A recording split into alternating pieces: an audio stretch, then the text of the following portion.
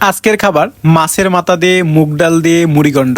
আর এই মুড়িগন্ডটা খেতে অস্বাভাবিক টেস্ট ছিল। আসসালামু আলাইকুম, welcome back to my another blog. আজকের অফিস 8টায় ছুটি হয়েছে, তো রাত্রে 8টায় ছুটি হওয়ার পর ভাবতেছিলাম কী রান্না করব। তো কালকের আগের দিন তো মাছের মাথা আছে একটা আস্ত বড়, তো সেটা ছিল তেলাপিয়া মাছের মাথা। তো এই মাথাটা আজকে কি করে রান্না করা যায়, তো ভাবলাম একটু মুড়িগন্ড বানায় লাই। আর যেহেতু রুমে মুগ ডাল আছে তা দিয়ে, তো মুগ ডাল দিয়ে মুড়িগন্ড বানানোর জন্য পেঁয়াজ রসুন আর কাঁচামরিচ কাটতে নিছি। এবার মাছটারে ফিসটা এনে একটু ধুয়ে টুয়ে নিলাম। এবার মাছটাকে একটু রিমিমেট করে দেবো বিভিন্ন রকমের মশলা দিয়ে, এতে করে মশলার ফ্লেভার এই মাছের ভিতরে ঢুকবে আর মশলার ফ্লেভারে মাছটা বেশি ভালো লাগবে। হলুদ মরিচ আর একটু লবণ দিয়ে ভালো করে মাছটা মাইকে নিলাম। তো মাছ মাখামাখি শেষ হয়ে গেলে এখন এই মাছটা নিয়ে চলে যাব চুলা পাড়ে। মূলত এই মাছটার একদম তেলের মধ্যে ভাজা ভাজা করতে হবে। তো তেলের মধ্যে যত পরিমাণ মাছটা ভাজা ভাজা হবে তত পরিমাণ খেতেও কিন্তু খুব সুস্বাদু হবে। আমি কিন্তু মাছটা আস্ত রাখবো না, মাছটা কিন্তু কাটতে লাইমু। তো মাছটা কাটলেই কিন্তু মাছের খাবারটা টেস্টটা বাড়বো, কারণ মাছের মাথার ভিতরে সব রকম মশলা টশলা ঢুকা দেবো। তো এদিক দিয়ে মাছটা ভাজা হয়ে গেছে, তো মাছটা সাইডে রাখলাম। মাছ সাইডে রাখার পর তারপর কড়াইয়ে তেল দিয়ে আবার কড়াইয়ে গোটা কয়েকটা মশলা দিয়ে দিলাম। আর তাতে দিয়ে দিলাম একটু পেঁয়াজ।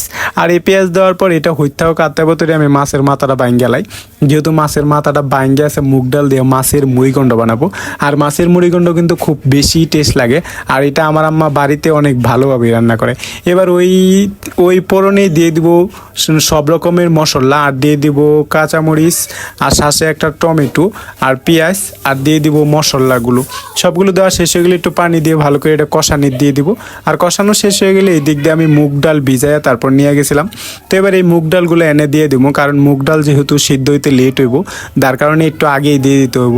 এটা কিন্তু গ্রেভি হওয়ার জন্য এত পরিমাণ এই পেঁয়াজ টিয়াজ ইউজ করছি, আর সাথে একটা টমেটো দিছি গ্রেভি হওয়ার কারণে।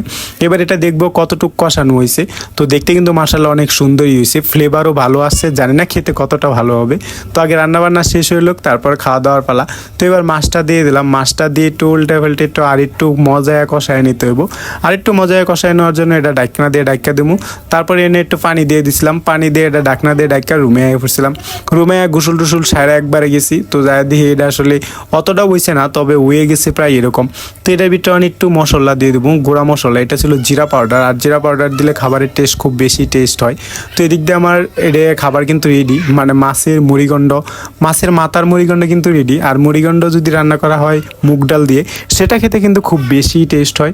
এবার আমার খাওয়ার পালা। প্রথমে একটা বাটিতে আসলে একটু তরকারি বাইরে একটু আপনাদের দেখাই আসলে এটা দেখতে কতটা লবণীয় হয়েছে, একদম জমে ক্ষীর হয়ে যাবে আজকে খাবারে। তো প্রথমে এখানে ভাত বেড়ে নিয়েছি, আর ভাতের সাথে নিয়ে নেবো সেই তরকারিটুকু। তো তরকারিটা প্লেটের মধ্যে ঢেলে নিলাম, আর এই তরকারি আর ভাতের সাথে খুব মিক্সার করে তারপর খেতে হবে। আর মিক্সারটা একটু সাবধানে করতে হবে, যেহেতু মাছের মাথা ছিল, আর মাথাতে কিন্তু প্রচুর পরিমাণ কাটা থাকে, আর এই কাটা সহ কিন্তু খাওয়া যায় না। তার কারণে মাছের মাথা বাচ্চা তারপর এখানে একজঙ্গা মুখে দিছি বিসমিল্লাহ করে। আসলে এটা অনেক বেশি টেস্ট ছিল, ওভার টেস্ট। এটাই ছিল আজকের ভিডিও। Tata, bye bye.